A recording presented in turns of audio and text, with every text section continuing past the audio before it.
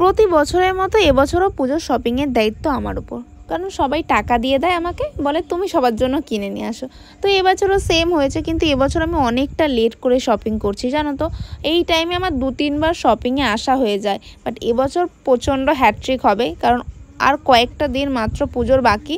জানি না কেমন কি কালেকশান পাবো, এত ল্যাদ লাগছিল এবছর জানি না কেন।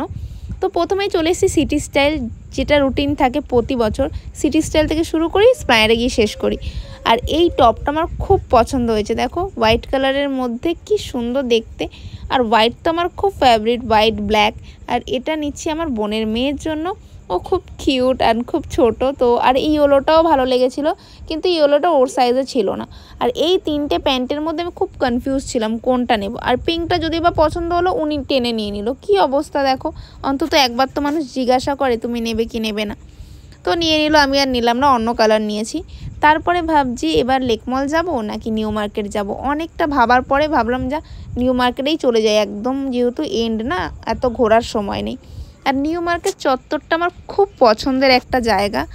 অনেক ভালো মুহূর্ত, খারাপ মুহূর্ত জড়িয়ে আছে, কারণ এখানে আমি প্রায় 10 বছর কাটিয়েছি আমার প্র্যাকটিসের জন্য। তো এই চত্বরটা খুব প্রিয় আমার, মানে খুবই প্রিয়। তো নিউ মার্কেটে চলে এলাম, আমার জন্য কিছু, ভাইয়ের জন্য কিছু, বাকিদের সবারটা মোটামুটি এখান থেকে কভার আপ আমি করে ফেলবো। দেখা যাক কতটা কি হয়। আর নিউ মার্কেট ঢুকতেই যেটা দেখলাম, প্রতি বছরের মতো এবছর ওই রকম ভিড়টা নেই। আর আমি যেহেতু দুপুরে এসছি, তো হতে পারে তার জন্য একটু ফাঁকা ফাঁকা আছে। আর এখন যা সিচুয়েশান চলছে, তো ফাঁকাটা হওয়াটা স্বাভাবিক। তারপরে চলে এসেছি সিটি স্টাইল। তো সিটি স্টাইলে ঢুকেই, সিটি মার্ট আর সিটি স্টাইল গুলিয়ে ফেলছি। সিটি মার্টে ঢুকে প্রথমে ছেলেদের কালেকশান দেখছি, কারণ ভাইয়ের জন্য কিছু নিতে হবে। তো তেমন কিচ্ছু পছন্দ হয়নি, আর সাইজও আসছিল না। যেগুলো পছন্দ হচ্ছে সেগুলো সাইজ হচ্ছে না। এই রকম করতে করতে এখান থেকে তেমন কিছু নেওয়া হলো না। চলো বাচ্চাদের সেকশানে যাই। বাচ্চাদের সেকশানে গিয়ে একটা হট প্যান্ট নেবো ভেবেছিলাম, হট প্যান্টটাও সাইজে হলো না। মানে জানি না, একদম এন্ড অফ দ্য টাইমে এসেছি বলে এরকম প্রবলেম হয়তো ফেস করছি। আর এই মাল্টি কালারের গ্রাউন্ডটা না খুব পছন্দ হয়েছে আমার, কিন্তু ওটাও সাইজে নেই।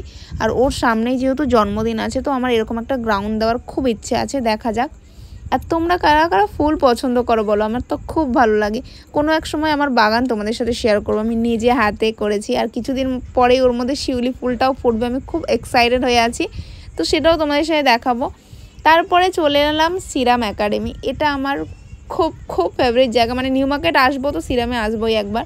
আর এত শপিং করে ফেলেছি, সব তো ভিডিও ফুটেজ নেওয়া পসিবল হয়নি, তো সব তোমাদের পরে দেখাচ্ছি।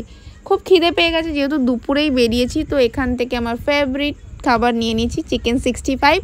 ওটা খেয়ে এবারে চলে যাব আরও শপিং করতে। তো আর এইখানে না, এই লোকটা আজকে কেন জানি না এত বাজে ব্যবহার করলো। প্রতিবারে তো খাই মোটামুটি, কিন্তু এইবারে খুব বাজে ব্যবহার করেছে। আর এই জুতোটা দেখো, এটা আমার অনেক দিনের ইচ্ছে ছিল এরকম একটা জুতো নেওয়ার।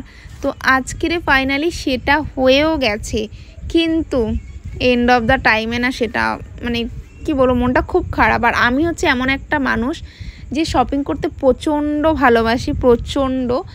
কিন্তু যে জিনিসটা আমার একবার পছন্দ হয়ে যাবে না, সেটা যতক্ষণ না আমি বাড়িতে নিয়ে আসবো, সেটা পরি আর না পরি ইনস্ট্যান্ট, যতক্ষণ না আমার বাড়ির আলমারিতে সেটা থাকবে, ততক্ষণ পর্যন্ত আমার মনের মধ্যে একটা আনছান ব্যাপার করে। আমি প্রচণ্ড শপিং করতে ভালোবাসি, এটা একটা খারাপ দিকও বলতে পারো। আর এই জুতোটা আমার পুরো সেট, মানে একদম ফুললি আমার সাইজেরই, বাট যখন বিল করতে যাচ্ছি তখন দেখছি এটা ছেঁড়া। তো এন্ড অফ দ্য টাইমে আর নেওয়া গেল না, বিকজ এক পিসই ছিল। তারপরে মন খারাপ করে চলে এলাম এই দোকানটাতে। এটাও আমার খুব পছন্দের একটা জায়গা, মানে পছন্দের একটা দোকান বলতে পারো। এখান থেকে আমি প্রচুর শপিং করি, তো এখান থেকেও কিছু জিনিস নিয়েছি, সেগুলো সব বাড়িতে গিয়ে দেখাবো। তারপরে চলে এলাম সিরামে। এখানে আমি ভেবেছিলাম একটু জিন্স ফিন্স কিছু নেব, কারণ এই জায়গাটায় না খুব ক্লাসি অ্যান্ড ট্রেন্ডি পিসেস পাওয়া যায়। এখানে আমি ব্যাগস দেখছিলাম, দেখো এই পাড়ের ব্যাগগুলো কি কিউট। আর এই দোকানটা থেকেই আমি আগের বছরে প্রায় 8খানা ব্যাগ নিয়েছিলাম। ওই ব্যাগগুলো শেয়ার করবো তোমাদের সাথে। কিছু কিছু এখনও নতুন আছে, আমি জাস্ট 2-1বার ইউজ করেছি, আর অনেক কটা ইউজ করিও, তোমরা দেখতে পাবে। তারপরে ওখান থেকে কিছু শপিং করলাম, করে কিছু খাওয়া দাওয়া করলাম, দেন বাড়ি। তো তোমরা বলো এই ভিডিওটা তোমাদের কেমন লাগলো। তোমাদের যদি কিছু জানার থাকে তোমরা কমেন্টস করতে পারো, আমি তোমাদের ডিটেলসটা বলে দেবো। তো দেখা হচ্ছে নেক্সট ভিডিওতে, টাটা।